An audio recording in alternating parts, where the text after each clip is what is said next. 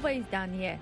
Трамп и конгресните лидери денеска на втора средба ќе бараат решение за финансирањето на граничната безбедност. Дали ќе се стави крај на делумното затворање на владата кое трае веќе 19 дена. Роботи од новата генерација како засилување на американската армија, демонтираат бомби, спасуваат животи. За да го намали стресот кај учениците, Индија воведе час по среќа. Ќе ви кажеме повеќе. Останете со нас.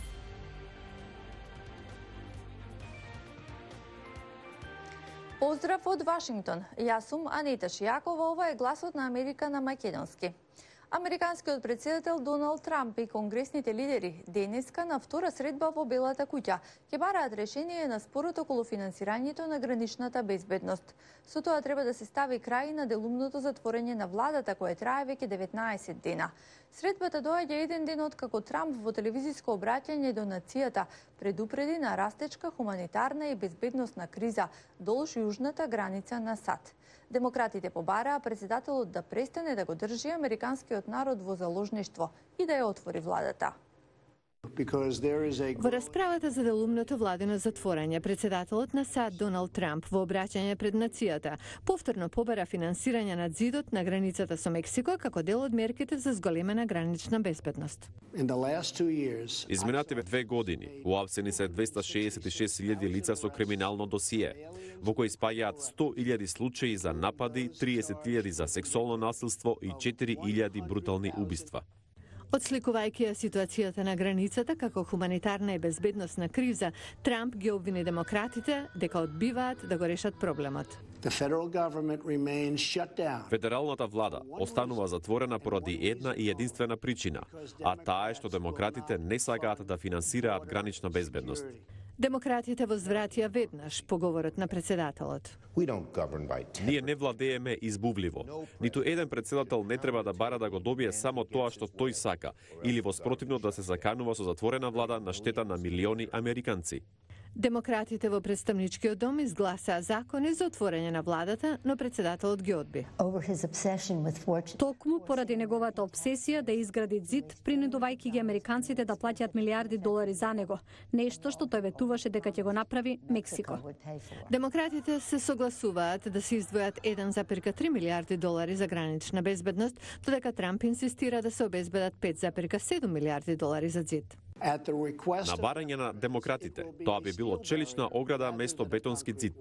Демократите пак негираат дека побарале од Трамп челична ограда, нагласувајќи дека поддржуваат безбедност на границите.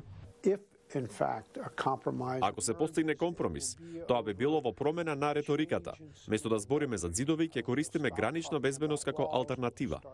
Трамп не прогласи вонредна ситуација, на што критичарите гледаат како можност тој да се обиде да изгради зид без конгресно одобрување.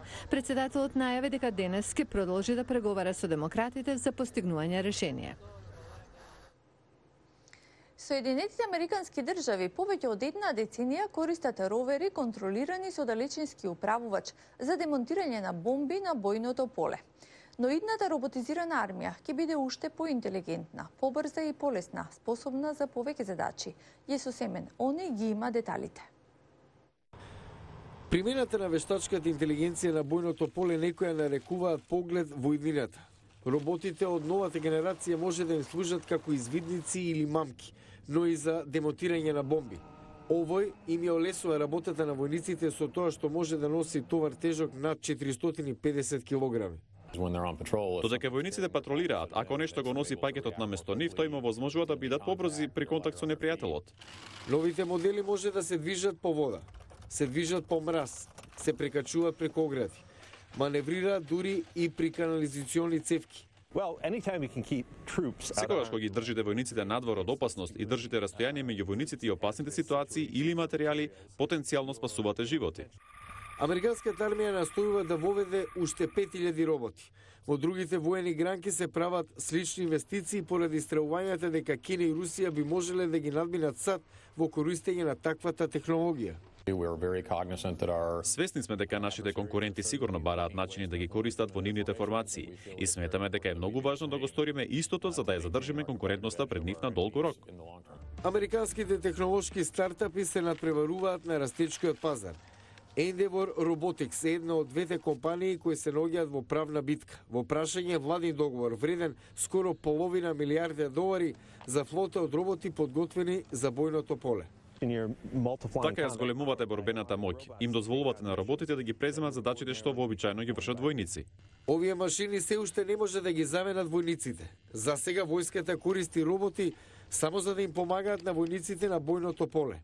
Но бидејќи роботите стануваат понапредни, експертите велат мора да се почитуваат етичките и правни прашања. Тоа е една од најголемите грижи кога размислувате за зголемување на бројот на роботите на бојното поле. Не е важно само што може да направат, туку и што треба да направат и кој ќе се грижи за тоа дали тие прават нешто лошо. На овие прашања секако ќе бидат потребни одговори, бидејќи многу е поверојатно дека роботите ќе играат се поголема улога на идните боишта. Владата на Индија воведе час по среќа во јавните училишта. Ваквата програма треба да го намали стресот кај учениците во оваа земја, која е ниско рангирана според светскиот индекс на среќа. Прилогот е на Ањана Пасрича. По 5 месеци откако во јавните училишта во Делхи е воведен часот по среќа, школувањето стана помалку стресно за многумина. Претходно моравме веднаш да ги извадиме книгите кога ќе дојдеме во училиште, да се сконцентрираме на таблата и на лекциите. Сега се чувствувам посмирено и можам подобро да се фокусирам на учењето. Учениците се под голем притисок во трката за подобри оценки. Подготовката за престижните универзитети започнува многу рано. Школските ранци се толку тешки што владата неодамна воведе ограничување на тежината.